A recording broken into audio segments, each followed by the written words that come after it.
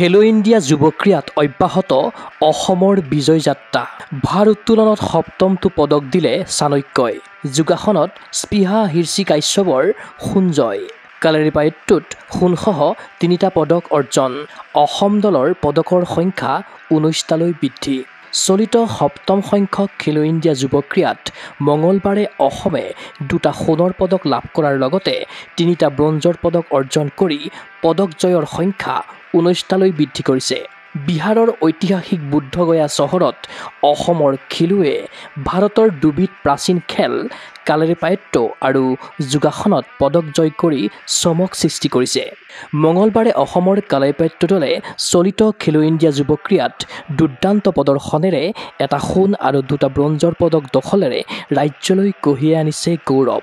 বুদ্ধগয়াৰ IIM শিক্ষা প্ৰতিষ্ঠানৰ ক্ৰীড়া প্ৰকল্পত অনুষ্ঠিত হোৱা ভাৰতৰ প্ৰাচীন ক্ৰীড়া কালাৰিপায়ট্টুত অসমৰ অভিজ্ঞান কাশ্যপে হাই কিক ইভেণ্টত লাভ কৰে সোণ।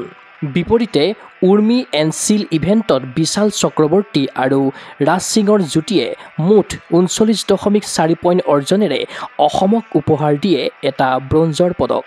ইফালে উৰ্মি এণ্ড চিল ইভেণ্টতে অসমক দ্বিতীয়টো ব্ৰঞ্জৰ পদক দিয়ে ধ্ৰুৱদীপ সিনহা আৰু জাকাৰিয়া ইছলামৰ যুটীয়ে। তেওঁলোকে মুঠ 38.3 পইণ্ট লাভ কৰে। তদুপৰি সামগ্ৰিকভাৱে অসমৰ ল'ৰাৰ দলে অৰ্জন কৰিছে দ্বিতীয় ৰানাৰ্ছআপৰ সন্মান। আনহাতে অসমৰ যোগ খেলুৱৈ স্পৃহা হিৰচি কাশ্যপে আৰ্টিষ্টিক একক শাখাত মঙলবাৰে সোণ অৰ্জন কৰিবলৈ সক্ষম হয়। উল্লেখ্য যে যোগাসনত এয়া অসমৰ দ্বিতীয়টো পদক। আনহাতে দুদিন পূৰ্বে দলীয় ব্ৰঞ্জ লাভ কৰা স্পৃহায়ো খেলো ইণ্ডিয়া যুৱ ক্ৰীড়াত নিজৰ দ্বিতীয়টো পদকৰ লগতে প্ৰথম স্বৰ্ণ জয়ৰ গৌৰৱ লাভ কৰে। ইফালে বিহাৰৰ ৰাজগীৰত চলি থকা ভাৰোত্তোলন প্ৰতিযোগিতাত মঙলবাৰে অসমে আৰু 1টা ব্ৰঞ্জৰ পদক লাভ কৰিছে।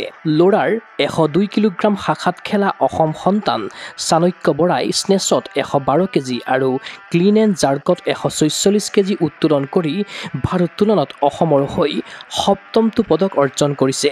উল্লেখ্য যে চলিত সপ্তম খেলো ইণ্ডিয়া যুৱ ক্ৰীড়া সামৰণি পৰিবলৈ মাজত মাথোন আৰু 2টা দিন বাকী থকাৰ অৱস্থাত অসমে মুঠ 19টা পদক লাভ কৰাৰ বিপৰীতে বক্সিঙতো 1টা পদক ইতিমধ্যে নিশ্চিত হৈছে।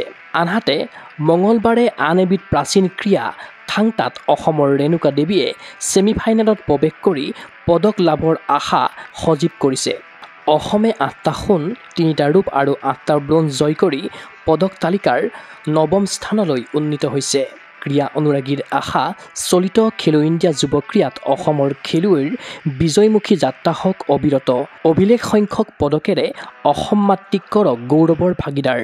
নিউজ ডেস্ক ৰিপোৰ্ট গগো স্পৰ্টছ NA। ফিজিকেল এডুকেশ্যন বিষয়ত ডিগ্ৰী পাঠ্যক্ৰমৰ কাৰণে অসম তথা উত্তৰ পূৰ্বাঞ্চলৰ প্ৰথমখন শিক্ষানুষ্ঠান অভিৰুচি ইনষ্টিটিউট অৱ ফিজিকেল এডুকেশ্যন।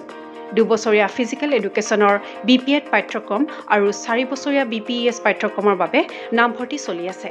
বিতংকৈ জানিবৰ বাবে আজি যোগাযোগ কৰক। যোগাযোগৰ নম্বৰসমূহ হৈছে 9435100098, 7002233540, 88765210998, ৱেবছাইট www.aipguwahati.in।